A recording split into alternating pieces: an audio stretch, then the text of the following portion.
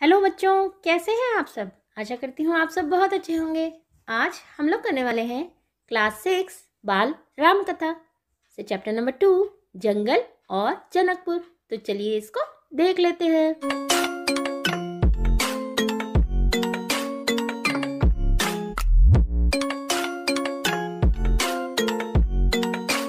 जंगल और जनकपुर। आपने पहले अध्याय में जाना कि राम और लक्ष्मण ऋषि विश्वामित्र के साथ जंगल की ओर सरयू के किनारे किनारे जा रहे थे। अब आगे हम देखेंगे इसके आगे की कहानी। राजमहल से निकलकर महर्षि विश्वामित्र सरयू नदी की ओर बढ़े। दोनों राजकुमार साथ थे। दोनों राजकुमार कौन? राम और लक्ष्मण। और उन्हें नदी पार करनी थी आश्रम पहुंचने के लिए। उनको सरयू नदी को पार करके आश्रम तक पहुंचना था। विश्वामित्र ने अयोध्या के निकट नदी पार नहीं की।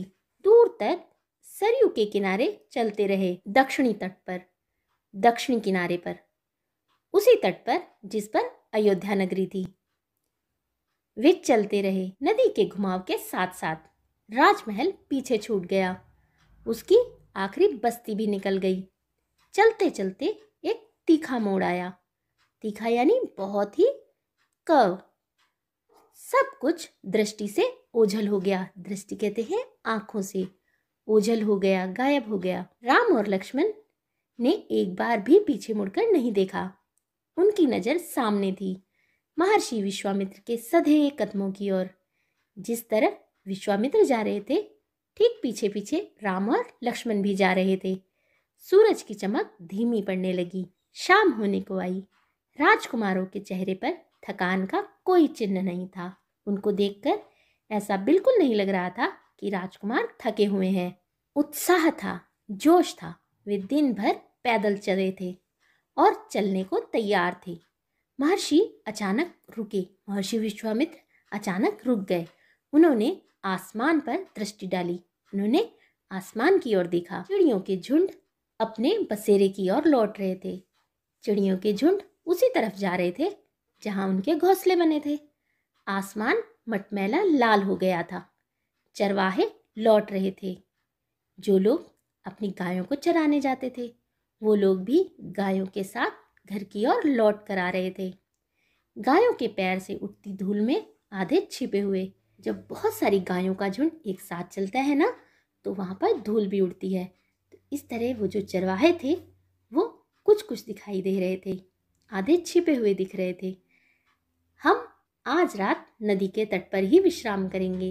विश्राम करेंगे यानी आराम करेंगे, ऐसा महर्षि विश्वामित्र ने राम और लक्ष्मण से कहा। दोनों राजकुमारों के चेहरे के भाव देखते हुए विश्वामित्र हल्का सा मुस्कुराए। राम के निकट आते हुए उन्होंने कहा, राम के पास आकर उन्होंने कहा, मैं तुम दोनों को कुछ विद्याएं सिखाना चाहता हूँ।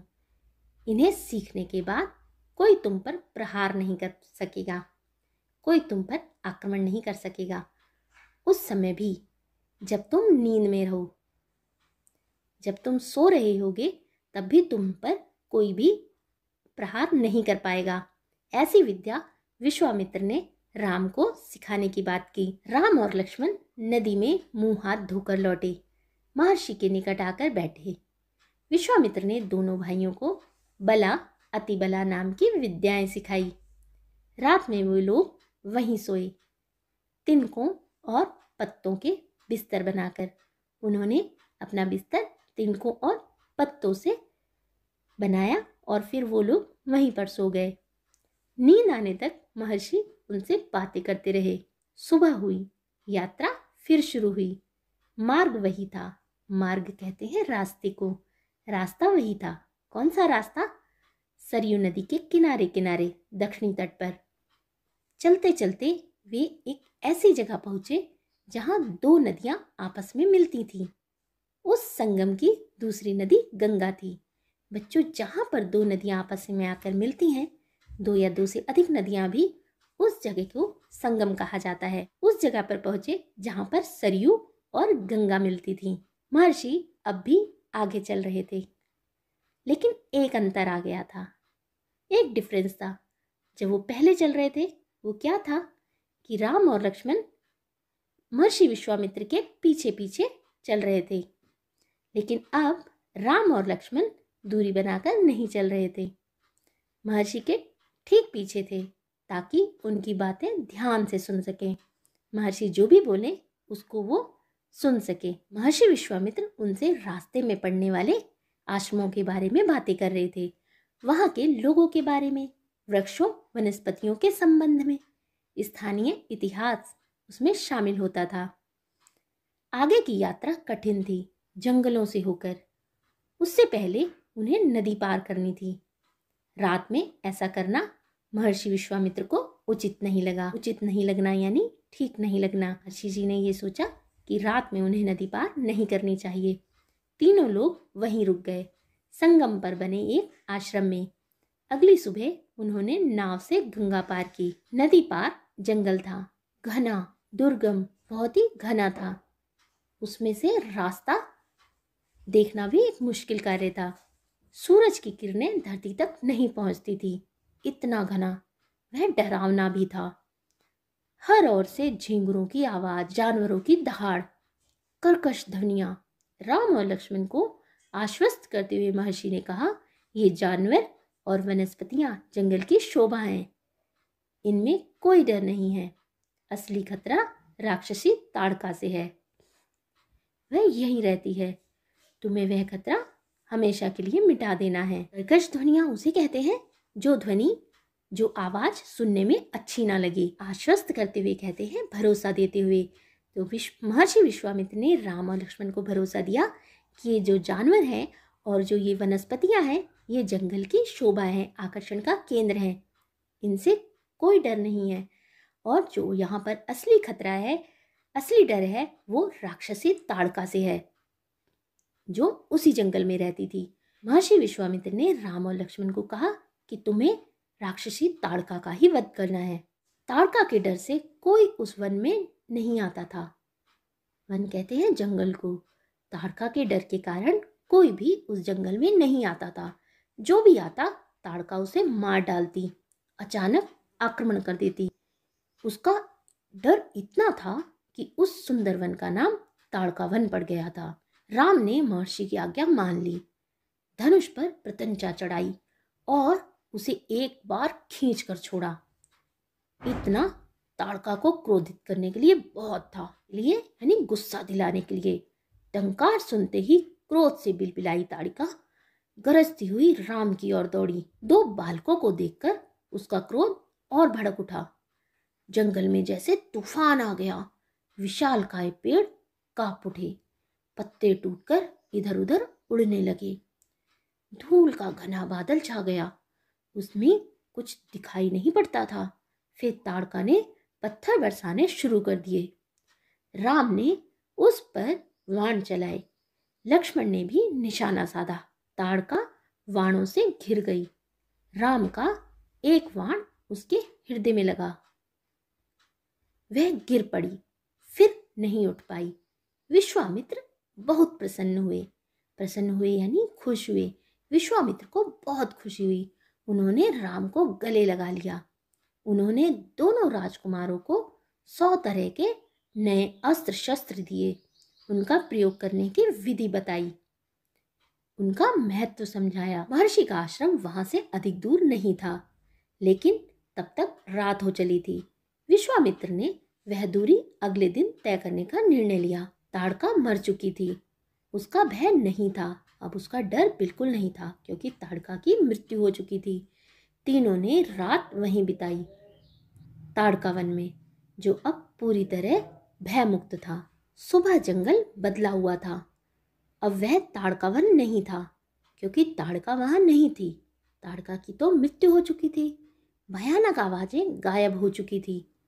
पत्तों से गुजरती हवा थी, उसकी सरसराहट का संगीत था।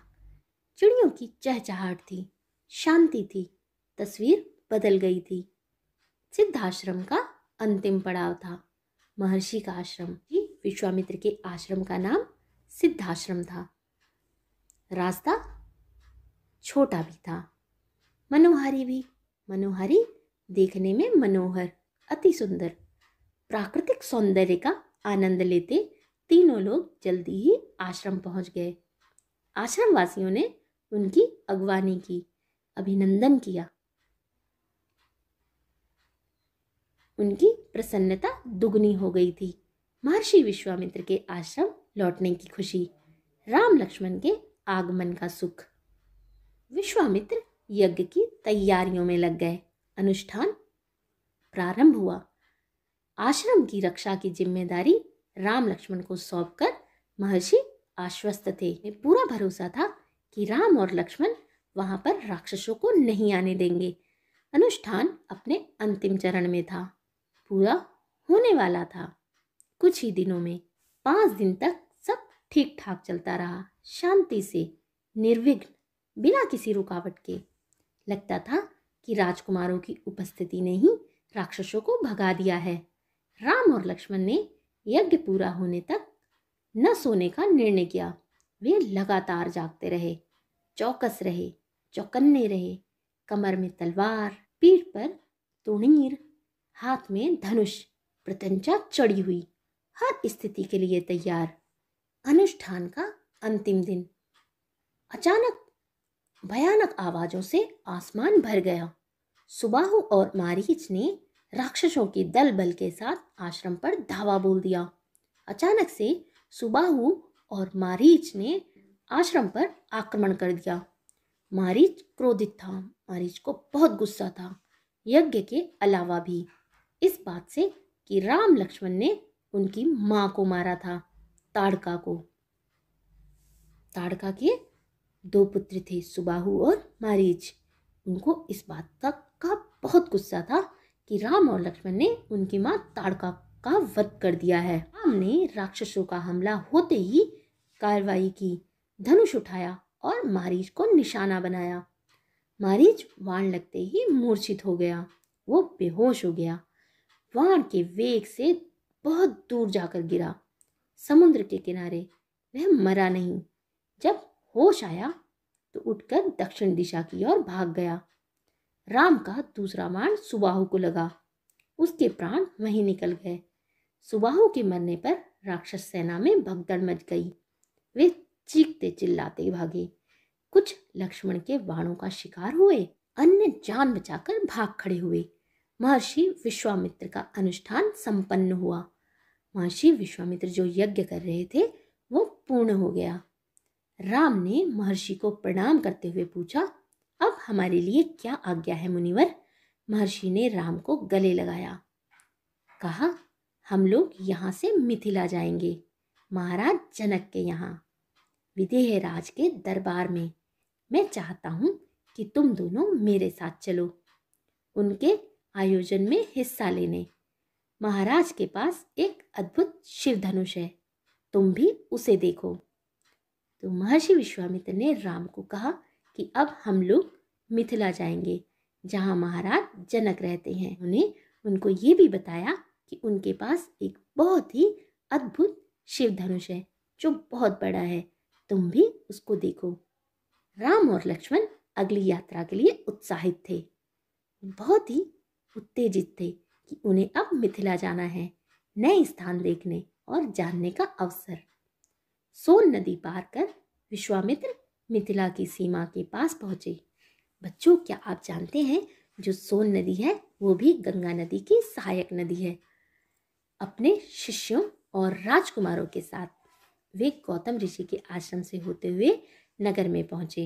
राजा जनक ने महल से बाहर आकर विश्वामित्र का स्वागत किया। तभी उनकी दृष्टि राजकुमारों पर पड़ी।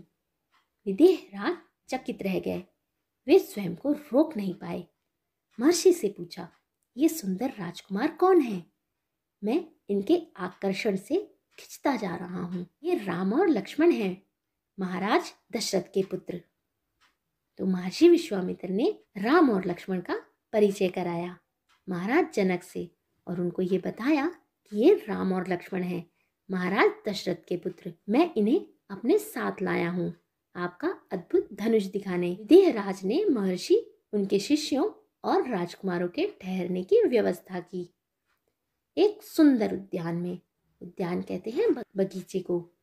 अगले दिन सभी आमंत्रित लोग, ऋषि, मुनि और राजकुमार यज्ञशाला में उपस्थित हुए। वहां महर्षि ने फिर धनुष का उल्लेख किया। महाराज जनक ने अपने अनुचरों को आज्ञा दी, शिव धनुष को यज्ञशाला में लाया जाए। शिव धनुष सचमुच विशाल था, वो बहुत बड़ा था, लोहे की पेटी में रखा हुआ था। पेटी में पहिए लगे हुए थे, 8 पहिए। उसे उठाना लगभग असंभव था। पहियों के सहारे खिसकाकर उसे एक से दूसरी जगह ले जाया जाता था।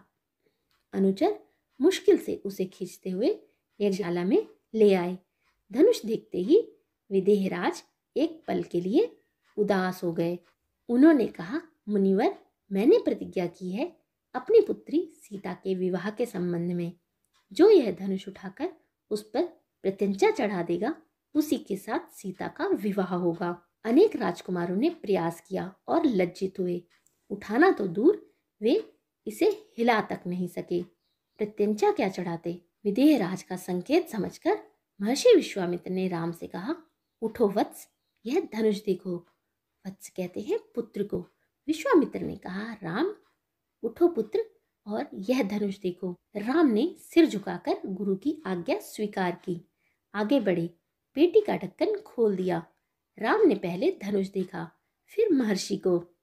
गुरु का संकेत मिलने पर राम ने एक विशाल धनुष सहज ही उठा लिया, बहुत ही आराम से, जैसे वो भारी बिल्कुल ना हो। यज्ञशाला में उपस्थित सभी लोग हतप्रभ थे। वो सभी लोग बहुत ही हैरान थे। इसकी प्रत्यंचा चढ़ा दूं मुनिवर? राम ने पूछा। अवश्य, यदि ऐसा कर सकते हो। विदेहराज चकित थे। राजा जनक भी बहुत हैरान थे। राम ने आसानी से धनुष झुकाया, ऊपर से दबाकर प्रत्यंचा खींची। दबाव से धनुष बीच से टूट गया।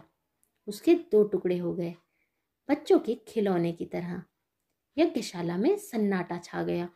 सब चुप थे, एक दूसरे की ओर देख रहे थे। सभागार की चुप्पी महाराज जनक ने तोड़ी। उनकी खुशी का ठिकाना ना था। उन्हें सीता के लिए योग्य वर मिल गया था। उनकी प्रतिज्ञा पूरी हुई। जनक राज ने कहा, मुनिवर, आपकी अनुमति हो तो मैं महाराज दशरथ के पास संदेश भेजूं? बारात लेकर आने का निमंत्रण। यह शुभ संदेश उन्हें शीघ्र भेजना चाहिए। महर्षि की अनुमति से दूत अयोध्या भेजे गए, सबसे तेज चलने वाले रथों से। इस बीच जनकपुर में धूम मच गई। बारात के स्वागत की तैयारियां होने लगी। नगर की प्रसन्नता चरम पर थी। नगर में सभी लोग अत्यधिक खुश थे। महाराज जनक का संदेश मिलते ही अयोध्या में भी खुशी छा गई। आनंद फानन में बारात तैयार हुई। हाथी, घोड़े, रथ, सेना। बारात को मिथिला पहुंचने में 5 दिन लग गए। जनकपुरी जगमगा रही थी। हर मार्ग पर तोरण द्वार, हर जगह फूलों की चादर, एक एक कोना सुवासित।